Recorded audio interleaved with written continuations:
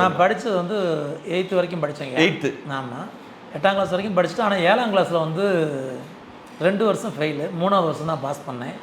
என்ன காரணம், எனக்கு கொஞ்சம் ஆங்கிலம் வந்து வராது, மற்ற எல்லாமே நல்லா வரும்.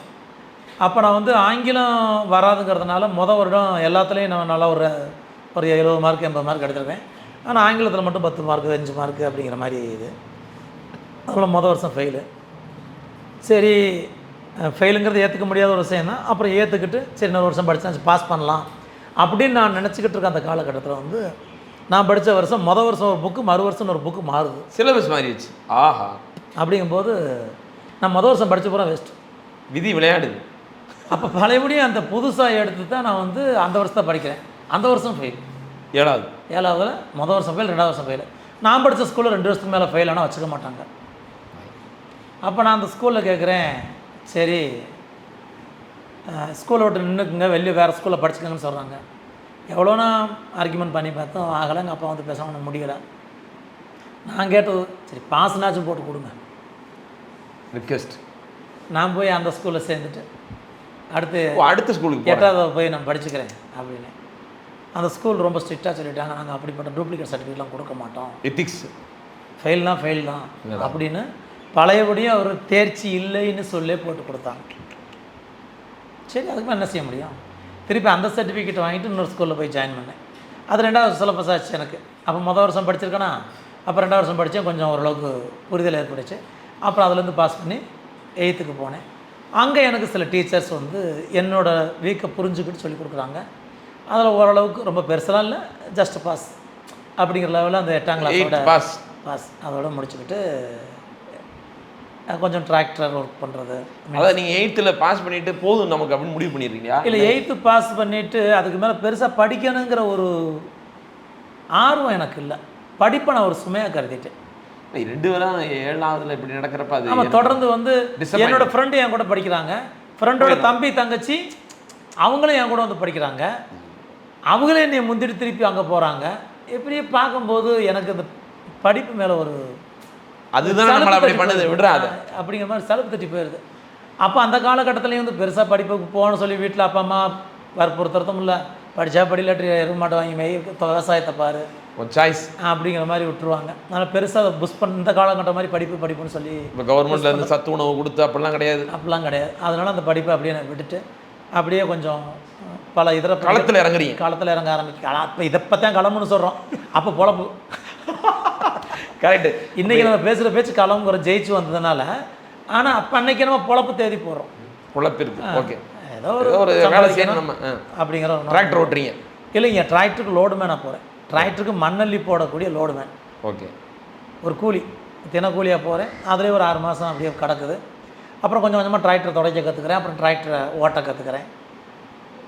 அதுக்கப்புறம் வந்து கொஞ்சம் டிராக்டர் ஓட்ட கற்றுக்கிறேன். அதில் இருக்கக்கூடிய மேதாவித்தனங்கள் என்ன அப்படின்னு சொல்லி கொஞ்சம் உள்வாங்குறேன். அப்புறம் எனக்கு டிராக்டர் மெக்கானிசம் படிக்கணும்னு ஆசை. அதனால் ஒரு மதுரையில் ஒரு குறிப்பிட்ட நிறுவனத்தில் போய் அங்கே ஒரு 6 மாதம் டிராக்டர் மெக்கானிக்காக படிக்கிறீங்க, ஒர்க் பண்ணுறேன். அங்கே வந்து எடுபடி, இப்போ தான் மெக்கானிக்னு சொல்கிறோம். மெக்கானிக்கோட பேசிக் வந்து எடுபடி ஹெல்ப்பராக ஒர்க் பண்ணி டிராக்டர் மெக்கானிசத்தை கொண்டு படிச்சுட்டு 6 மாதம் அதோட இங்கே படிக்கிறேன். அது ரொம்ப இன்ட்ரெஸ்டிங்காக போகுது உங்களுக்கு? ஆமாம், விருப்பம் தானே பூராமே.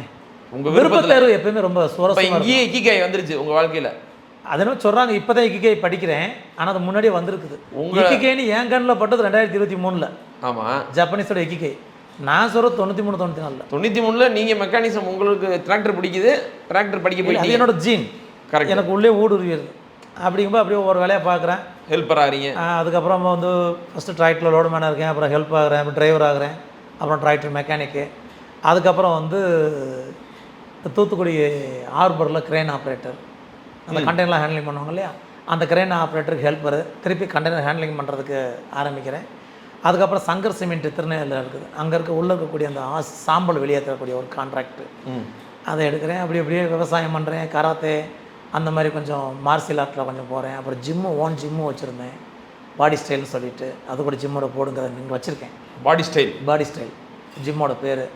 அதை வச்சு அதில் ஒரு எல்லாமே ஒரு ஒரு ஒரு டைனமிக்காக இருக்குது. அதே சமயம் எதுக்குள்ளே போனாலும் அதுலேருந்து நேராக அதோட பீக்கை டச் பண்ணியிருக்கீங்க. ஆமாம், அதாவது எனக்கு இந்த பிரபஞ்சம் இதெல்லாம் கொடுக்குதுன்னு தெரியல, ஆனால் கொஞ்சம் கொஞ்சமாக டச் பண்ணி வருது. போய்கிட்டே இருக்கீங்க, பயணிச்சுட்டே இருக்கீங்க. ஆமாம். அப்புறம் திருப்பி கொஞ்சம் நாள் பஸ்ஸில் டிரைவராக இருந்தேன், திண்டுக்கல் டு மதுரை. தென் பிரைவேட் மோசல் பஸ் மொபசல்ல நல்லமணின்னு ஒரு டிரான்ஸ்போர்ட். ஆமாம், நான் போயிருக்கேன் அதுலையா. ஆமாம், அதில் கொஞ்சம் பஸ் டிரைவராக இருந்தேன். இந்த மாதிரி பல பரிமாணங்கள். இது எல்லாமே எனக்கு விருப்ப தேர்வுகள்.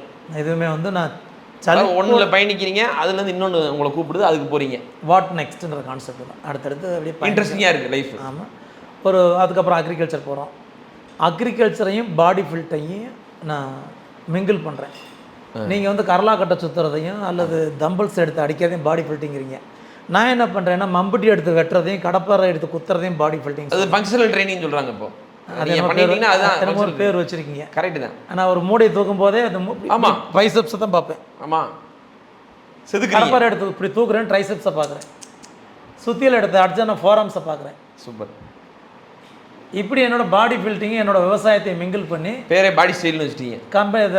என்னோட ஜிம்முக்கு பேரே பாடி ஸ்டைல். சூப்பர். அந்த போர்டு அங்கே தான் வச்சுருக்கேன், உங்களுக்கு காமிக்கிறேன். பலே அருமை, கண்டிப்பாக பார்ப்போம். அப்படிங்கும்போது ஏதோ ஒரு தொடர்புல நானும் உங்க கூட பயணிக்கிறேன். கண்டிப்பாக உடல் சார்ந்த, மொழி சார்ந்த, இனம் சார்ந்த நிறைய விஷயங்கள் நமக்குள்ள கண்டிப்பாக சிறுங்காது.